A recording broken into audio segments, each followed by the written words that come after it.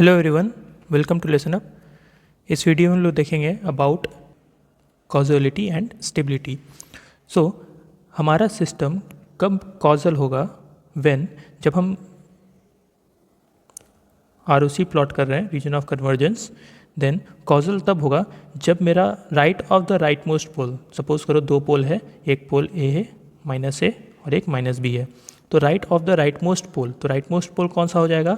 ए, यानी कि आरओसी कहाँ बनेगा? इसके इधर, ओके, इसके राइट हैंड साइड में। अगर राइट हैंड साइड में बनता है तो इसको हम क्या बोलेंगे? कॉजल। और अगर इस आरओसी में जे ओमेगा एक्सिस है, ओके, जे ओमेगा एक्सिस है, तो उसको हम क्या बोलेंगे? स्टेबल। और अगर सपोज करो लेफ्ट हैंड साइड, इसी ग्राफ में सपोज करो दो पोल है -a एंड -b, अगर -a और -b के बीच में आरओसी बन रहा है या आरओसी -b से इधर बन रहा है, देन ये इस तरह का सिस्टम क्या हो जाएगा? Non causal. तो ये कैजुअलिटी और स्टेबिलिटी का नियम है। तो how we will define a system is causal और not? For a system to be causal, if the signal is right sided signal and respective ROC is right of the rightmost pole।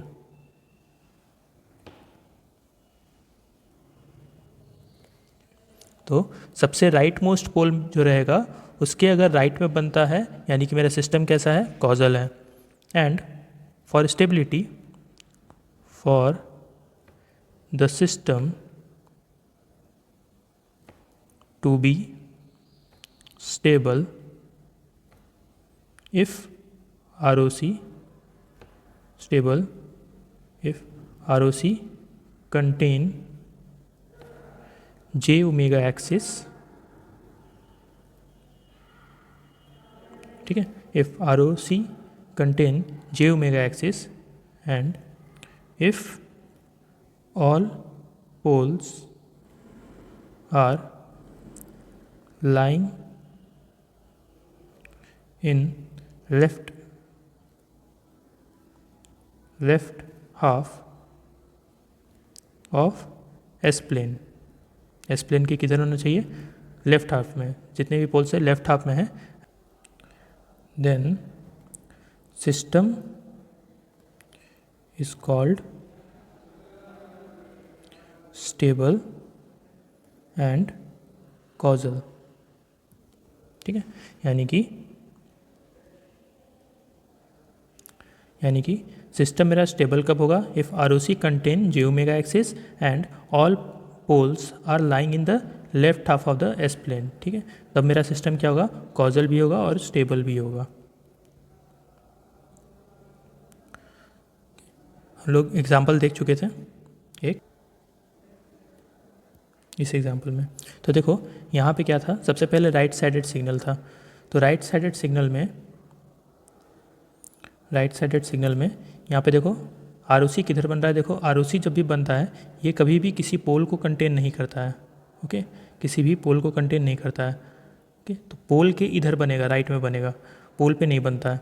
तो ये कहाँ बन रहा है? Greater than -1, तो -1 से इधर बन रहा है। तो ये सिस्टम कैसा हो जाएगा? स्टेबल होगा, क्योंकि इस आरओसी के अंदर जे ओमेगा एक्सिस आ रहा है और right of the right most pole बन रहा है। तो right of the right most pole बन रहा है, इसमें राइट मोस्ट पोल कौन सा है? -1। ठीक है, ये मेरा राइट मोस्ट पोल है, तो right of the right most pole बन रहा है, इसका मतलब ये कैसा होगा? कॉजल होगा।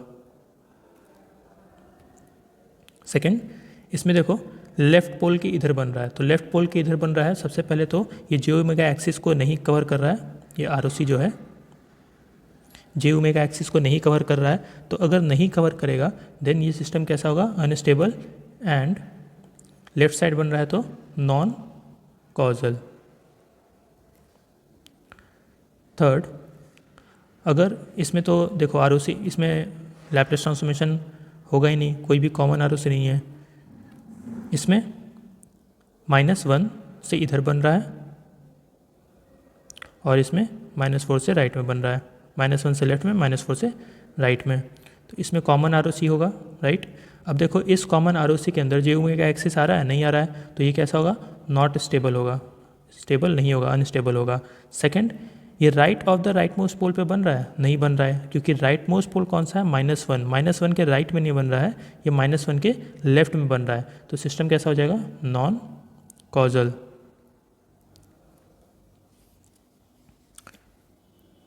एक दूसरा एग्जांपल लेते हैं।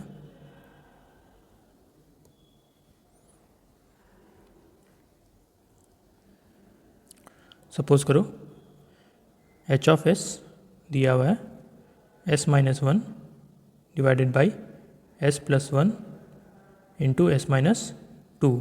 सो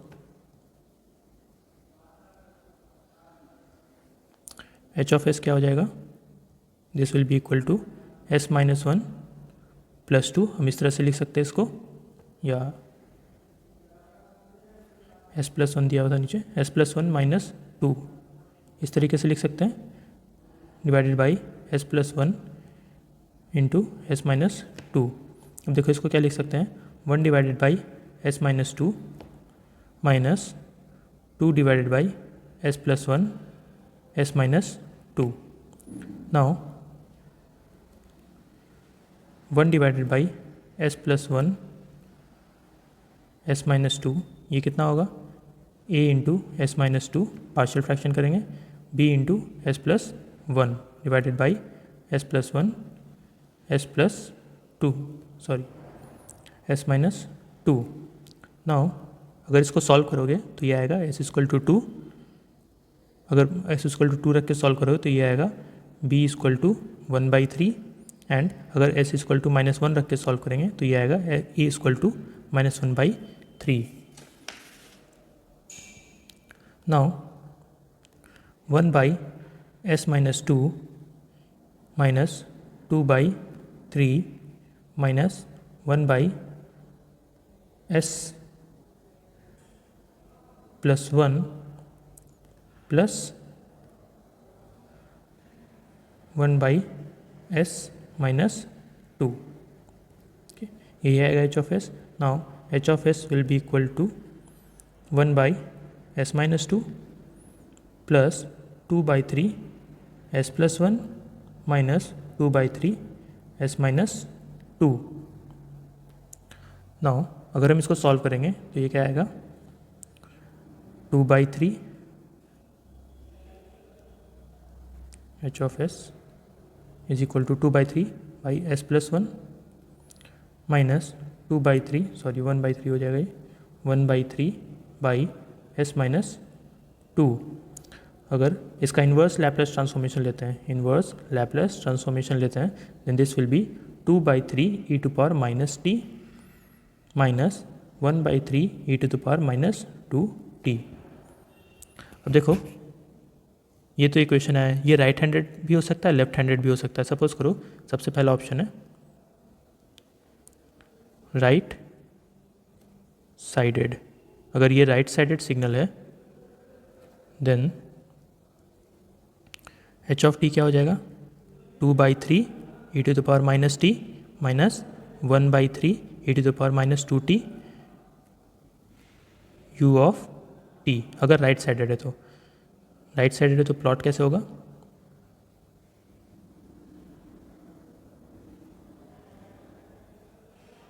पहला पोल कहाँ पे आ रहा है, पहला पोल आ रहा है 2 पे और दूसरा पोल आ रहा है -1 पे। रीजन ऑफ कन्वर्जेंस इसका क्या हो जाएगा, ROC, इसका क्या होगा, देखो u(t) है तो सिग्मा ग्रेटर देन होगा, a का पावर क्या है, e⁻ क्या है -1, सो -1। इसमें क्या है, u(t) है यानी कि सिग्मा लेस ग्रेटर देन होगा, e⁻ क्या है -2। तो देखो यहाँ जो रीजन ऑफ कन्वर्जेंस होगा that will be greater than -1 and greater than -2। तो जो कॉमन रीजन ऑफ कन्वर्जेंस होगा वो क्या होगा, कॉमन रीजन ऑफ कन्वर्जेंस इसके राइट हैंड साइड में।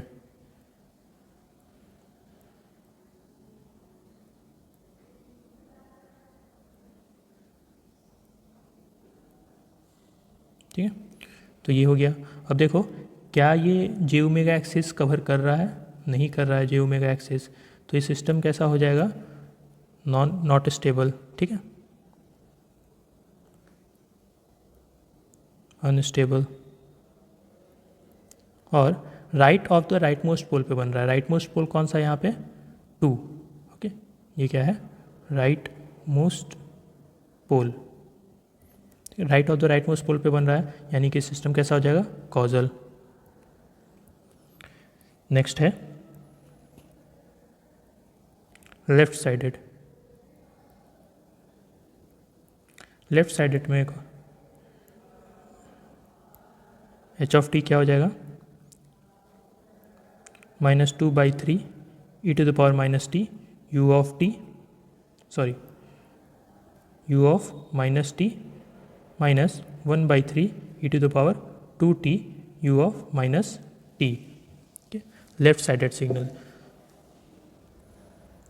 तो देखो यहाँ पे इसमें रीजन ऑफ कन्वर्जेंस क्या होगा? u ऑफ -t है तो लेस देन, और e⁻ क्या है? -1। इसमें क्या होगा? u ऑफ t है, सिग्मा लेस देन, e⁻ क्या है? 2। सो इसका जो रीजन ऑफ कन्वर्जेंस होगा दैट विल बी, पहला पोल कहाँ पे है? -2 पे, सॉरी पहला पोल कहाँ है? 2 पे, और दूसरा कहाँ है? -1 पे।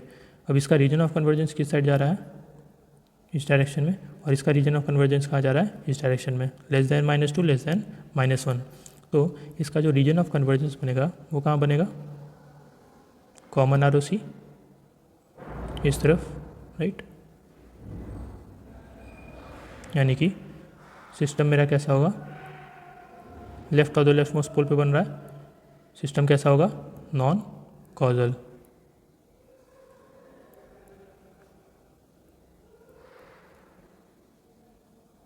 Non causal. और ये जे ओमेगा एक्सिस को कंटेन नहीं कर रहा है, तो ये क्या हो जाएगा? अनस्टेबल। अगर टू साइडेड सिग्नल हुआ,